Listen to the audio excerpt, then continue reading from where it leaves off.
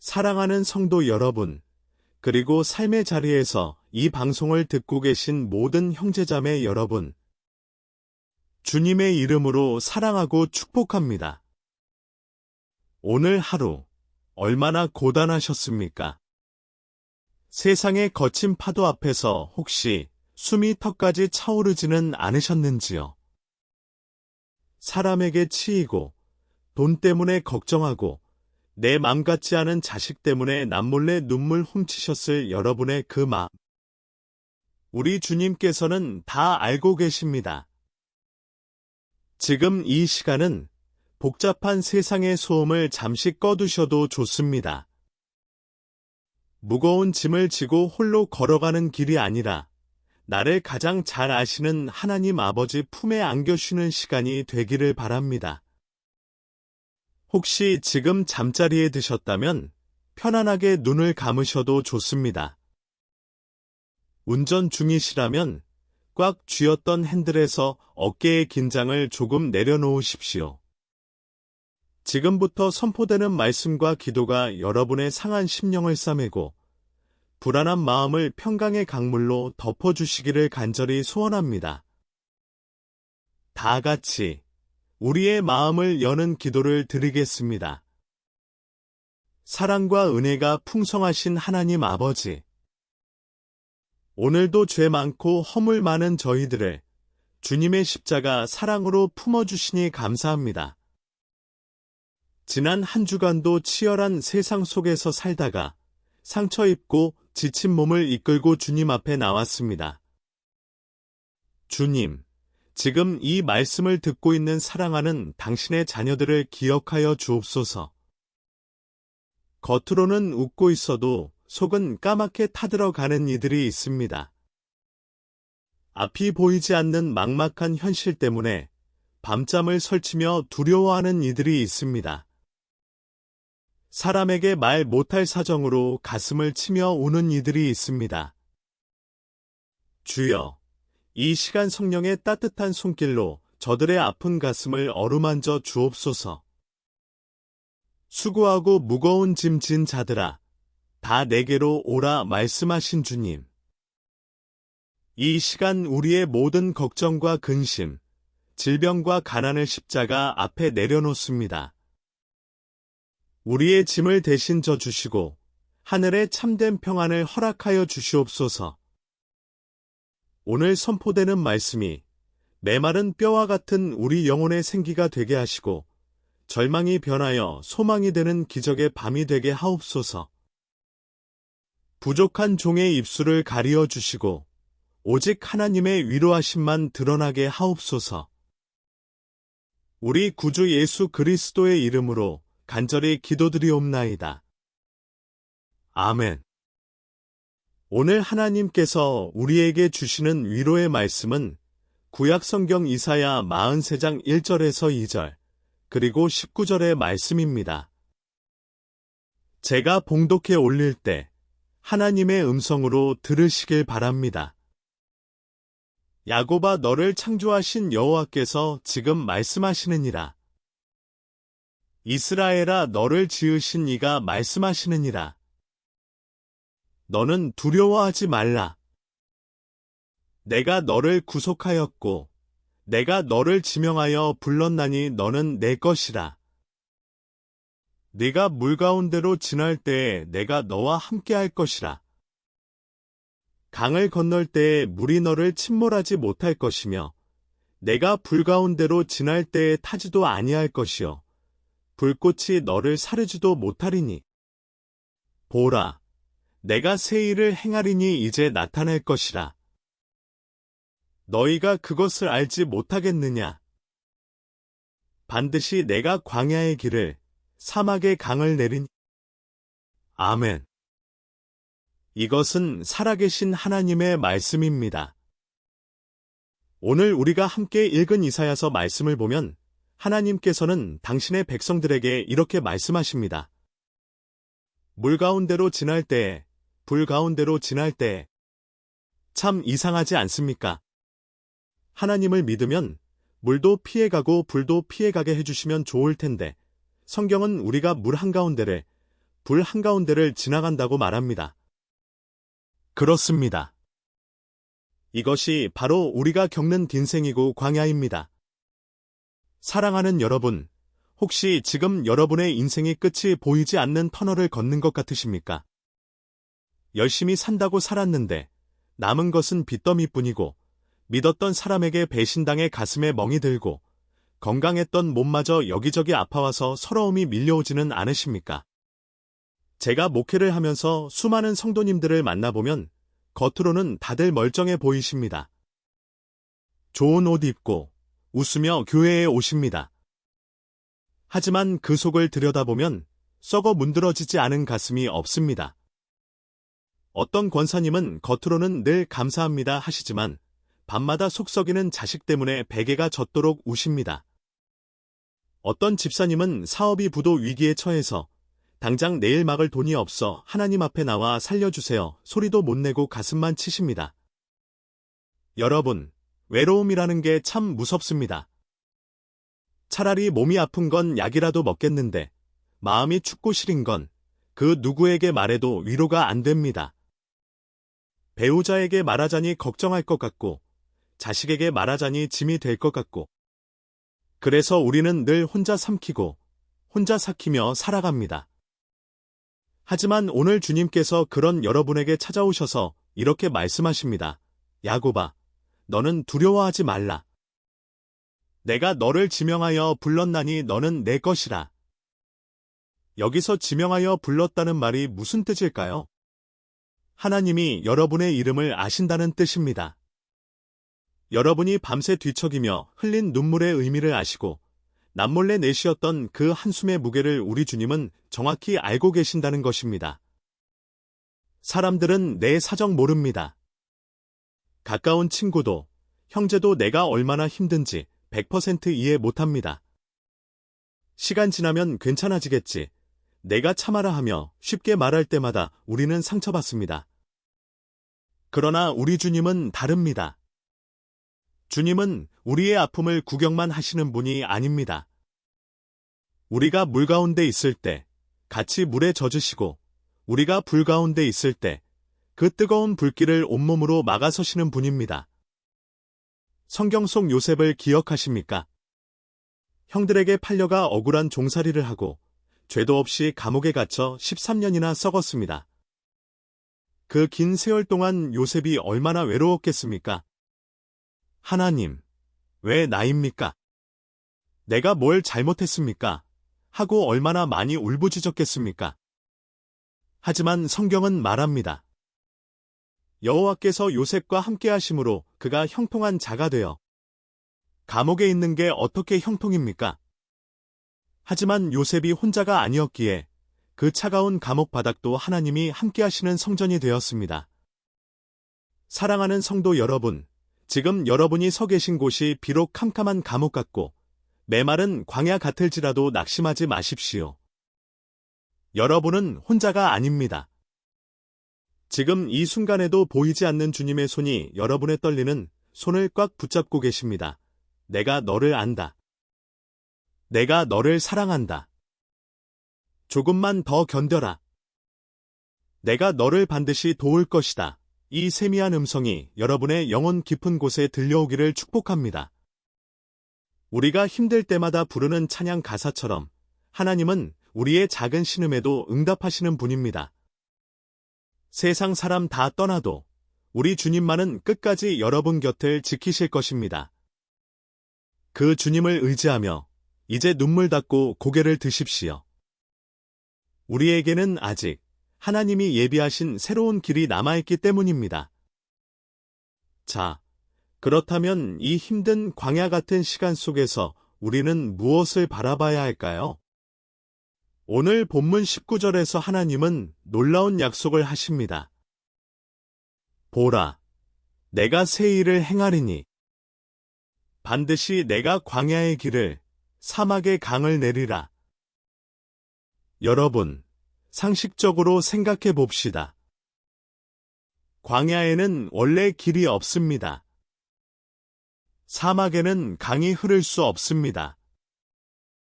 길이 없으니까 광야고 물이 없으니까 사막인 겁니다. 그런데 하나님은 길이 있는 곳으로 인도하겠다가 아니라 길이 없는 곳에 내가 길을 만들어 주겠다고 하십니다. 이것이 바로 우리 하나님이 일하시는 방식입니다. 세상은 돈이 있어야 사업을 하지, 스펙이 좋아야 취직을 하지, 건강해야 뭘 하지라고 말합니다. 조건이 갖춰져야 길이 열린다고 말합니다. 하지만 하나님은 아무것도 없느냐? 바로 그때가 내가 일할 때다라고 말씀하십니다. 이스라엘 백성들이 출애굽했을 때를 보십시오. 앞에는 시퍼런 홍해 바다가 가로막고 있고 뒤에는 애굽의 군대가 칼을 들고 쫓아옵니다. 도망갈 길이 전혀 없는 말 그대로 진퇴양난, 절망의 상황이었습니다. 백성들은 두려움에 떨며 우린 이제 죽었다고 아우성쳤습니다. 그때 하나님께서 어떻게 하셨습니까?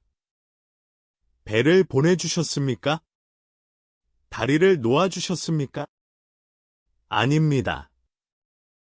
아무도 상상하지 못한 방법, 바로 바다 한가운데를 갈라서 길을 내셨습니다. 물이 벽이 되고 바다 밑바닥이 마른 땅이 되는 기적. 세상 그 어떤 전문가도 전략가도 예측할 수 없는 하나님의 새 길이었습니다. 사랑하는 여러분, 혹시 지금 여러분의 상황이 홍해앞처럼 막막하십니까? 사방이 꽉 막혀 도저히 빠져나갈 구멍이 보이지 않으십니까? 인간의 눈으로 보면 끝이지만 하나님의 눈으로 보면 시작입니다. 길이 안 보인다고 낙심하지 마십시오. 길이 없는 게 아니라 아직 보이지 않을 뿐입니다. 하나님은 지금 이 순간에도 여러분을 위해 바다 밑에 길을 내고 계십니다. 제가 아는 한 집사님 이야기를 해드리고 싶습니다.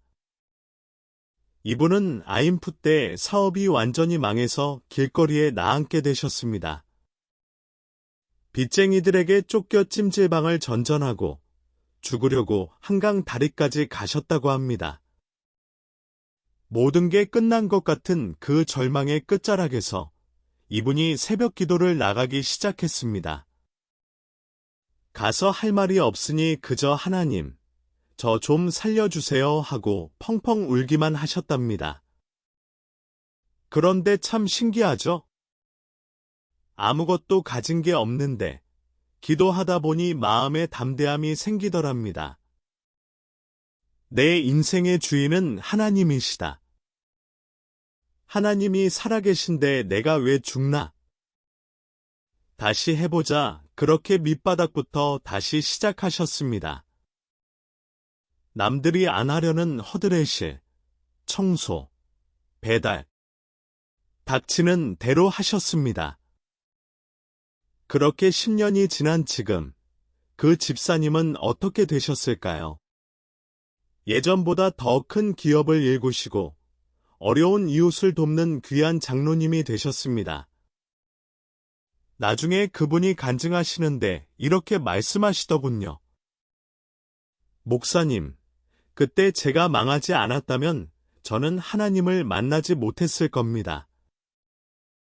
그 고난의 시간이 저에게는 축복의 통로였습니다. 광야가 바로 축복의 땅이었습니다. 여러분, 하나님은 결코 여러분을 망하게 두지 않으십니다. 지금 겪고 있는 이 고난은 여러분을 죽이려는 것이 아니라 여러분을 더 단단하게 빚으시고 더 큰 그릇으로 만드시기 위한 하나님의 훈련 과정입니다. 금이 불 속에 들어가야 불순물이 빠지고 순금이 되듯이 우리도 고난의 풀무불을 통과해야 정금 같은 믿음의 사람으로 다시 태어나는 것입니다. 그러니 지금 당장 눈앞에 아무것도 보이지 않는다고 포기하지 마십시오. 반드시 내가 광야의 길을 내리라. 이 약속의 말씀을 꽉 붙드십시오. 하나님은 거짓말하지 않으십니다. 여러분이 포기하지 않고 기도의 자리를 지킬 때 사막 같던 여러분의 가정에, 일터에, 자녀들의 앞길에 생수의 강이 터져 나오는 기적을 반드시 보게 될 것입니다. 우리의 하나님은 격전의 하나님이십니다. 9회 말 투아웃에도 홈런을 치게 하시는 분입니다. 여러분의 인생 아직 끝나지 않았습니다. 하나님이 하시면 됩니다. 믿으십니까? 아멘. 사랑하는 여러분, 우리는 하나님이 반드시 길을 내실 것을 믿습니다. 하지만 그 길이 열릴 때까지 마냥 손 놓고 가만히 앉아만 있어야 할까요? 아닙니다. 홍해 바다가 갈라지기 전 모세는 믿음으로 지팡이를 들었습니다. 요단강이 멈추기 전 제사장들은 믿음으로 강물에 발을 담갔습니다. 하나님이 일하시게 하려면 우리도 해야 할 일이 있습니다.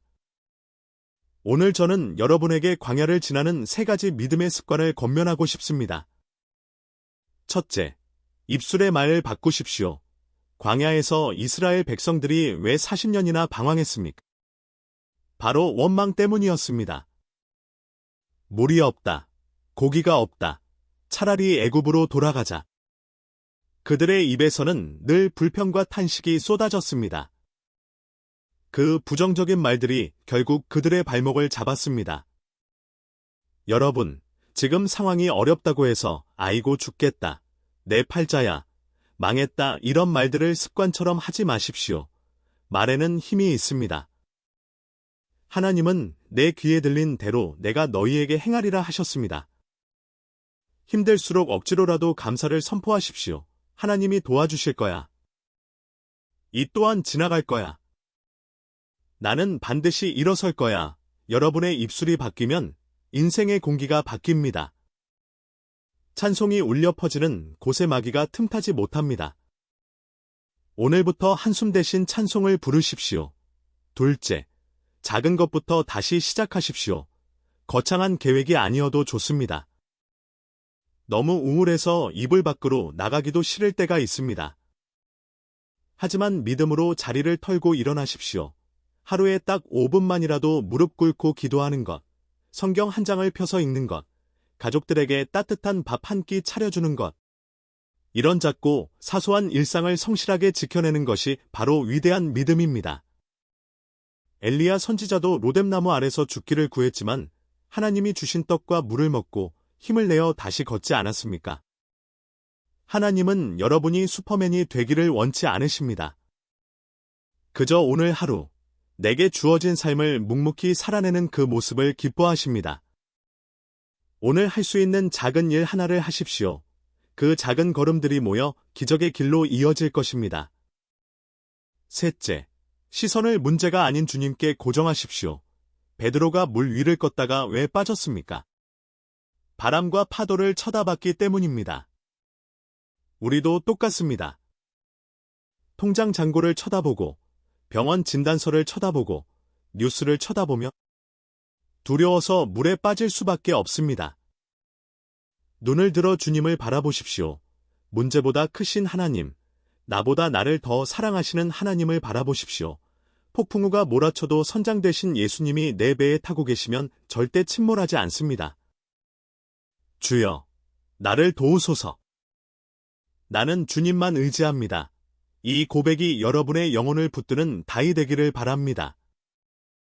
사랑하는 성도 여러분, 밤이 깊을수록 새벽이 가깝다고 했습니다. 지금 여러분이 겪는 고난이 크다는 것은 하나님이 예비하신 축복 또한 크다는 증거입니다. 포기하지 마십시오. 뒤로 물러서지 마십시오. 지금 우리는 터널을 지나고 있습니다.